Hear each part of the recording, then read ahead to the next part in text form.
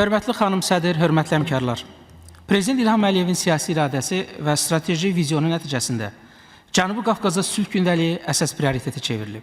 Azərbaycan və Ermənistan siyasi liderlərinin son 6 ay ərzində davamlı təmasları dövlətlərarası normallaşma prosesinin ardıcıl və prinsipial xarakter aldığını göstərir. Bu fəaliyyətlərin yalnız diplomatik təmaslarla məhdudlaşmaması və real iqtisadi əlaqələr üzərində qurulması bu prosesin geri dönülməz olduğunu bir daha təsdiqləyir.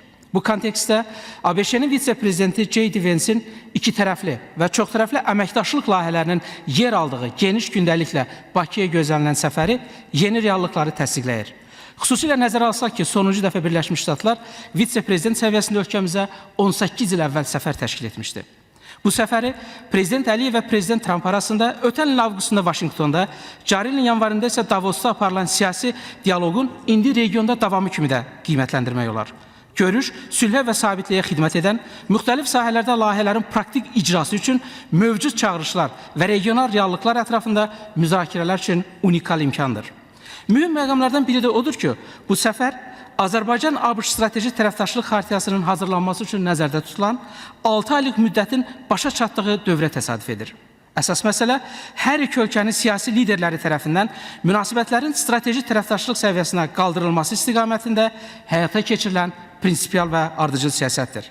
Strateji tərəfdaşlıq Azərbaycan-ABŞ münasibətlərində praktiki əməkdaşlıq üçün institusional çərçivənin formalaşdırılması baxımından da xüsusi əhəmiyyət daşıyır.